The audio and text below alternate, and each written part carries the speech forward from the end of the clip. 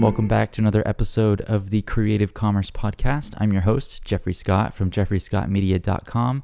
And on this episode, I'm going to be talking and going over everything to do with drones, whether it's photo or video.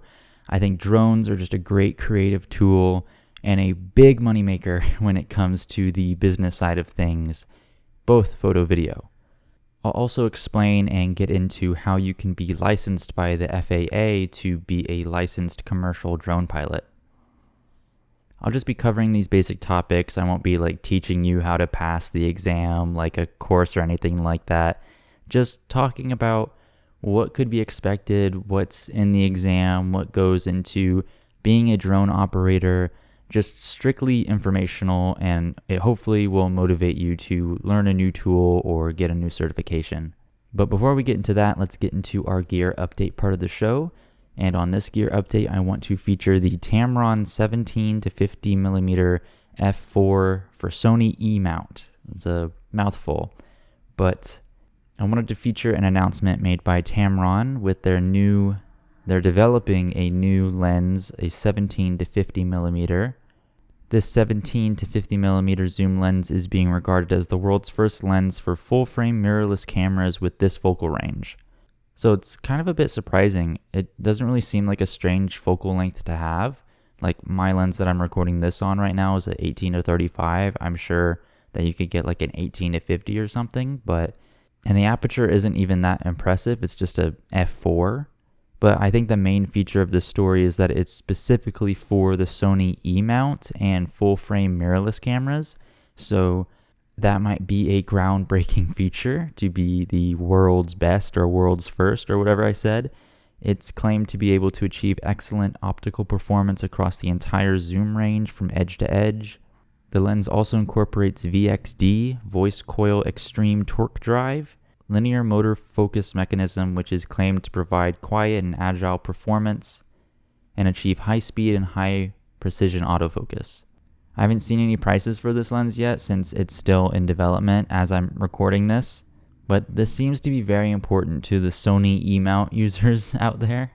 I would opt for a lower aperture lens even if I have to sacrifice a bit of my focal length.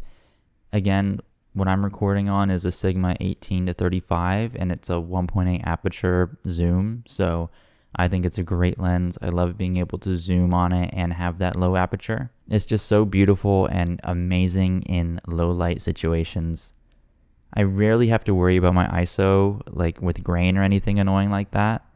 But yeah, that's my recommendation for a good portrait zoom lens from Sigma. So I guess 2 gear updates, one that's already been out from Sigma and then the new one under development from Tamron. All right, let's get into the inspiration insight part of the show, and I want you to embrace the unexpected. I want to challenge you to take a different approach to your creativity, and the best moments often arise from unexpected moments. So maybe there's some times where you just want to go to the park and you think, well, the park's going to be a bit boring. I'll just get trees? Who knows? Maybe there'll be a really interesting runner you can go talk to, or a bicyclist. Something that you would never expect to happen might happen. This week, I challenge you to embrace the unexpected and seek out different subjects and angles or themes you haven't explored before. Step outside your comfort zone and experiment with unconventional techniques, different framings, things like that. If you're not really into close-up, extreme close-up photography with plants, try it out. You never know what you might encounter by just going outside or walking around the city. Especially in cities, there might be some interesting characters to capture. The results may surprise you. It'll just offer you a fresh perspective and a new avenue for self-expression. And if you want to share your content and have a chance to be featured on the podcast, use hashtag InspirationInsight and tag me in your post. So now let's get into the main topic of drones and the FAA Part 107 exam. So let's first just cover drones. As I mentioned earlier, I think drones are just a very powerful tool in general, just capturing things from the sky. It's not what many people can do. Also takes skill to operate the drone itself and man the sticks and different turns and pans and things like that. I think they're a great tool not only to use creatively, but also for your business as well, whether it's content business or any other businesses that need to be up in the sky. You can get so much cool content from it by just getting an aerial view of it, even if you're just getting a basic like top-down shot where the drone's just in the air and it's just looking straight down. I think even that would look sort of creative and interesting. Since we obviously can't fly up ourselves to get a bird's eye view of everything, flying a drone up there to just get a quick picture or video is really cool to see, and it's very easy to do. Easier than you think to operate a drone. If you're just starting out with drones, I recommend getting a mini drone from DJI, a drone that weighs less than 250 grams. I say less than 250 grams because that is the weight where the FAA rules get involved and all that junk. So luckily, DJI's mini series of drones are 249 grams. So they're perfect for what the FAA calls as hobbyist flying, or hobbyists including like people who fly model airplanes or model helicopters or whatever like that. No one's going to outright catch you and punish you for flying that drone commercially, like if you were getting paid to fly, but by the rules, it's possible, I guess. Anyways, I think drones are a great tool for you to offer add-on services with. So if you're already doing videography, say you're doing real estate videography, you can offer an add-on that people can opt into to buy for you to get outside coverage in the air with your drone. The thing about offering drone services is that you can probably make your money back from your drone with only like 1 or 2 gigs. It's a real good money printer. You can charge a lot. At this point in time, I think people don't really understand what goes into operating a drone or what it all entails. So since they aren't very educated about it and typically couldn't just do it themselves, they're more willing to pay more than what you would offer your other services for. For me, I usually charge $100 or $200 in addition to the total price if my clients want that drone work.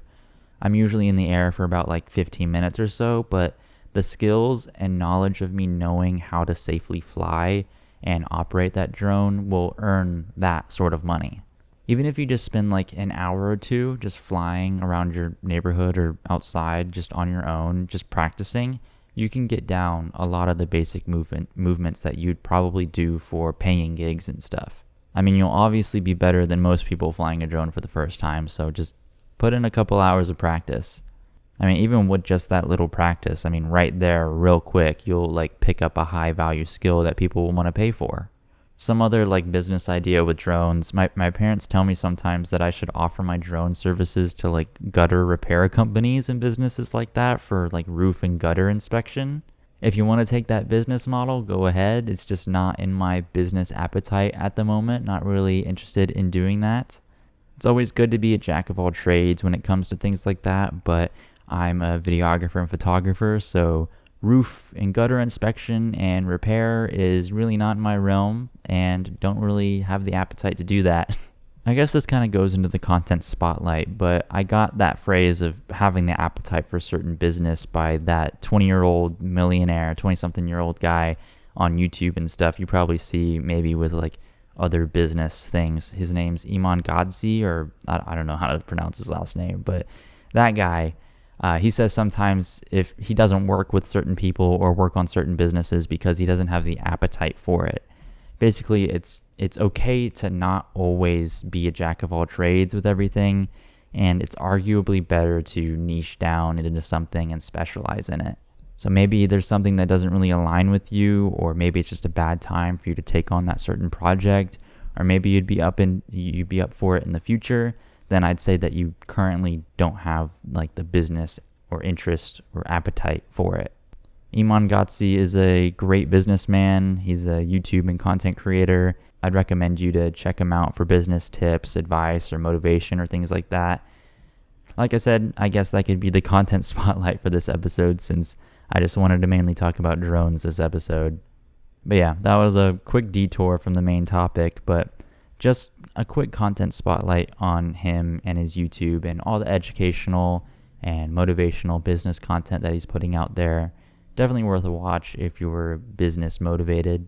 So back to drones. The first drone that I got, and still my primary drone, is the DJI Mavic Mini 2. I think there's a third one out right now, so I would go look into that. I think it has some great vertical video capture as well, like the actual camera on the drone can switch from horizontal to vertical. So there's just like more options with that. I would check that out. Also, if you're getting a drone, try to get their Fly More combo or whatever it's called. So you get spare batteries and battery chargers and stuff like that. Your batteries will run out faster than you think, since it takes so much energy for those little things to get off the ground and stay in the sky and be extremely stable and precise. So a lot of motor work there. So definitely get some spare batteries. Try to get their Fly More combo, because you just get more batteries, a nice little carry-on charger, and yeah, I think it's just a good value overall. If you're just getting into drone work, I would recommend just have fun with it. Just fly around your neighborhood, fly around a park, take some interesting shots or videos. With all other skills, it just takes time and practice, and with this one, it's fun because you're flying something around in the air.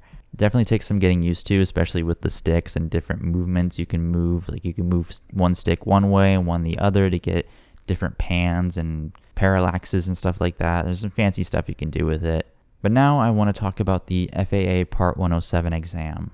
If you want to freelance or get a job with a production company or just be taken seriously when it comes to your drone work, I highly recommend getting the FAA Part 107 license. Basically, this license allows you to commercially fly with your drone. It also gives you other benefits, and you get a cool little plastic card license, like a driver's license from the FAA for you to operate your drone. You also get to fly drones over 250 grams, but of course you'll have to register your drone with the FAA and stuff like that. But you'll be able to follow those rules and guidelines that hobbyists or people who don't have their licenses wouldn't be able to do. There's tons of rules and guidelines that you have to learn about, and it's definitely tested on this exam.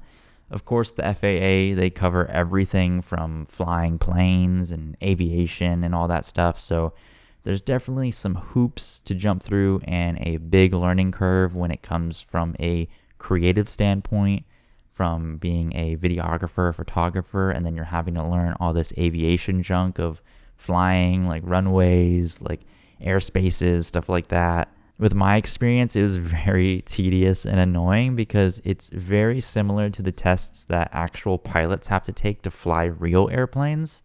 When I went in person to take my exam, my examiner told me after I took it that I can pretty much take the pilot's license test as long as I put in the flying hours, and I can get an actual pilot's license with the knowledge I had to learn for the drone test. He said that they're very similar topics on the tests, so it just confuses me why a little old, drone pilot like me who's just wanting to make fun, fancy looking creative videos has to learn all that junk.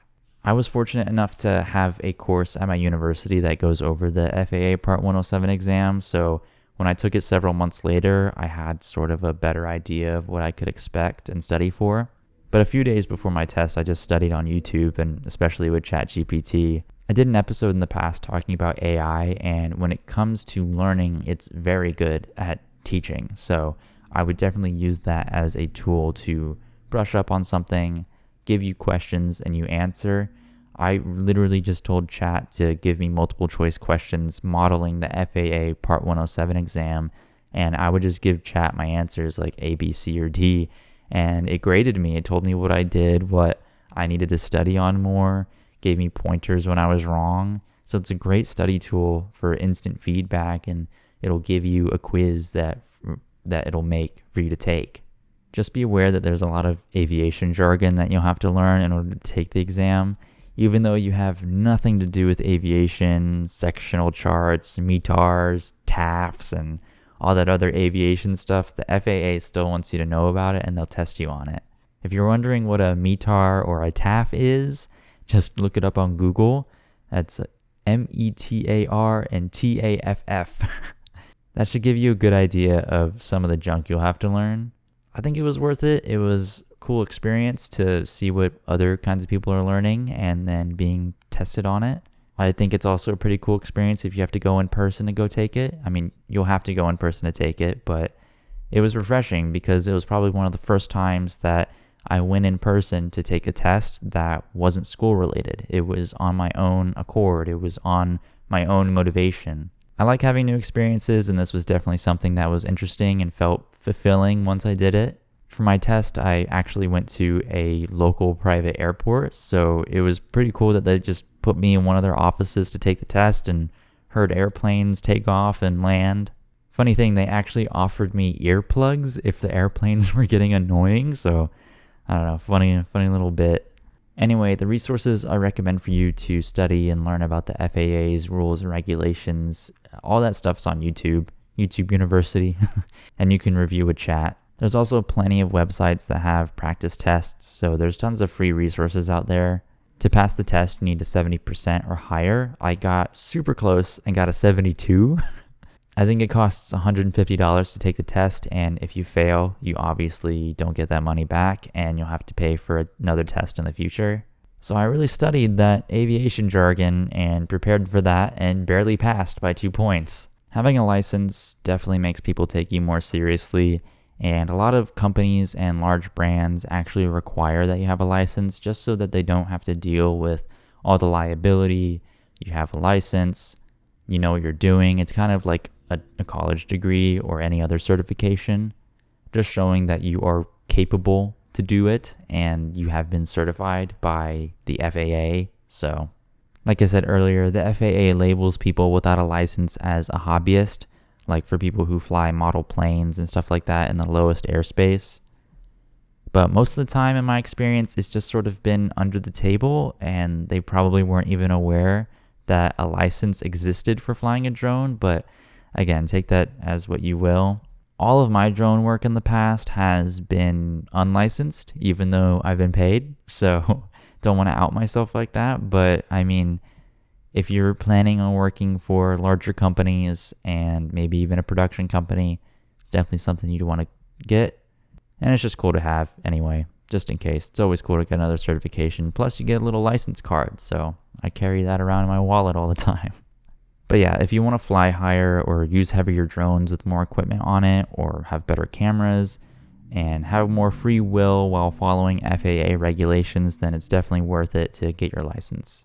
This episode has been a lot about like business, getting your license and, drone business and stuff like that. So Business 101, I think I'll just have a short little tip for you. I'm not sure I mentioned this before, but definitely mentioned it in this episode with add-ons, especially with the drone work.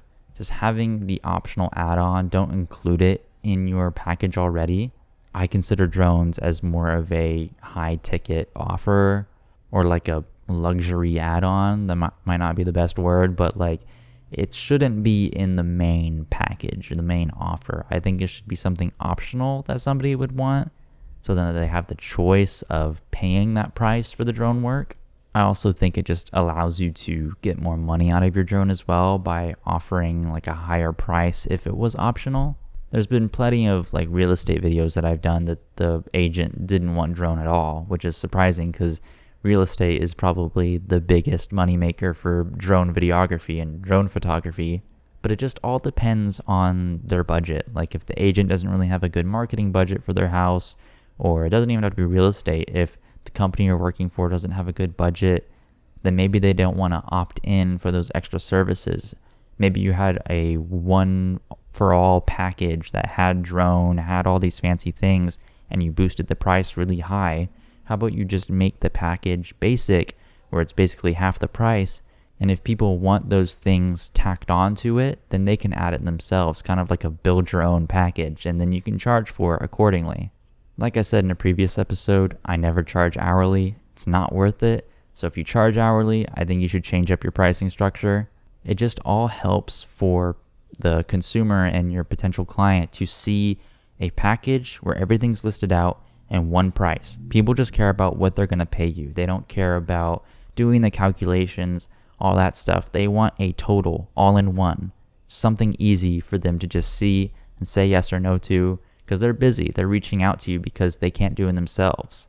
I know plenty of real estate agents that do videography and photography on their own because they probably have the time for it. But there are some people out there, and especially the market for videography and photography is people who, one, can't do it themselves, and two, don't have the time for it. So I would definitely restructure some of your offers and stuff, have add-ons so it's kind of attractive for people to want to get that add-on. And while it's also considered an add-on, you can kind of raise the price a little bit to make it seem more high ticket or more valuable. Especially with drones, it's very easy to do that with drones. And if you get a license, that can make you worth more as well.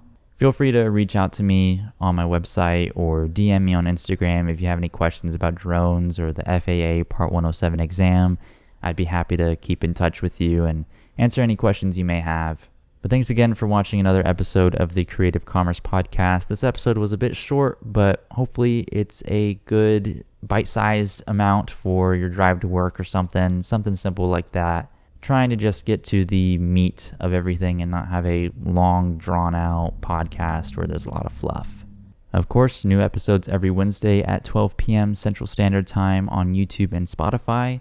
Feel free to check out my Instagram and TikTok at jeffrey.scott_ for daily highlight clips and more content. Thanks again for watching. I'll see you next week.